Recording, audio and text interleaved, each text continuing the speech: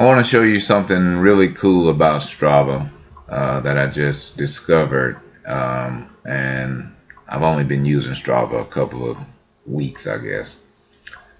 And it's this comparison feature. I went on a ride yesterday with some friends of mine, and I ended up getting a couple of,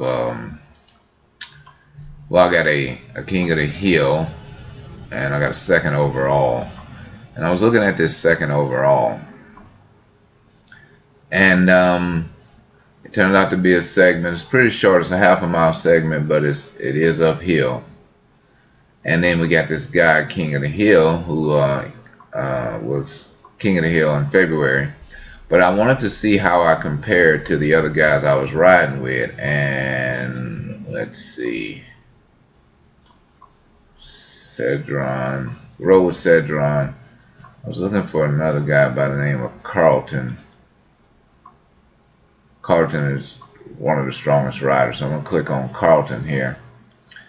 And so it shows me that Carlton, well, Carlton is 19th.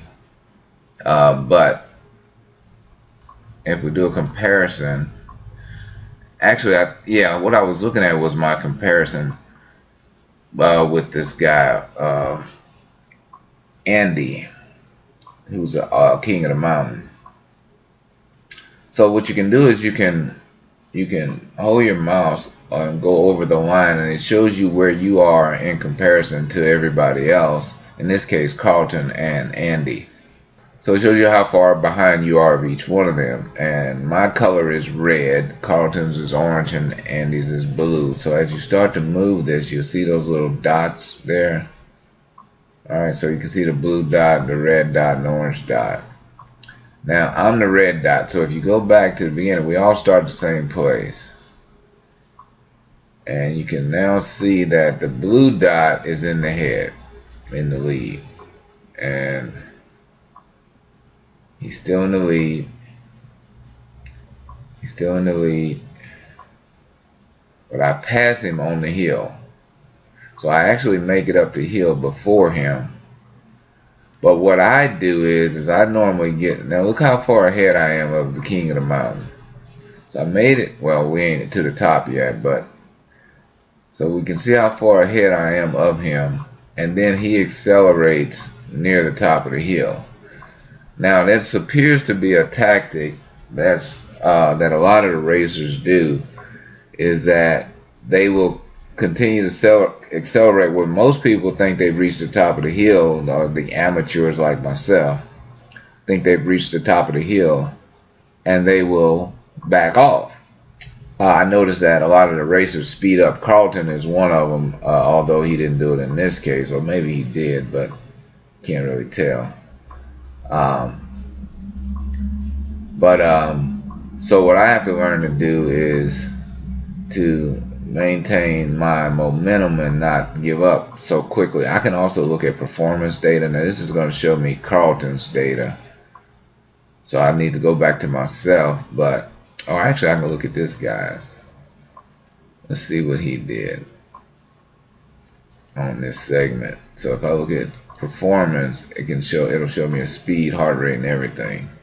So speed decrease is his heart rate. Oh, he doesn't have a heart rate, so he has power. So we're just seeing his pedal strokes. I don't have his heart rate. I wanted to see his heart rate.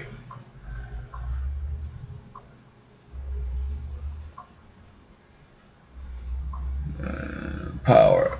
Why they showing him putting out 1200 watts? That's kind of hard to believe. I haven't seen anybody put out that kind of wattage. But his average watt is shown to be 500, so maybe he did. Let's go to me, see if I have any wattage data. I don't think I do. So I didn't. Oh, then got power. See how my power backs off quite a bit. So I'm pumping like hell going up this hill.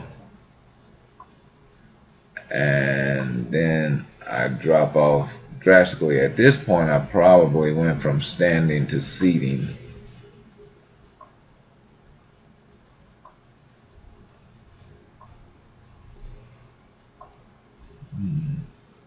Or I could have changed gears. Looks like I changed gears, which is something I normally do if it gets too easy to pedal. But as you can see, I back way off on this side.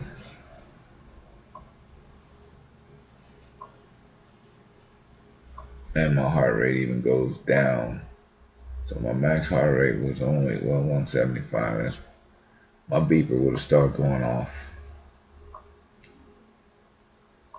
Anyway, I thought this was a pretty cool feature of Strava.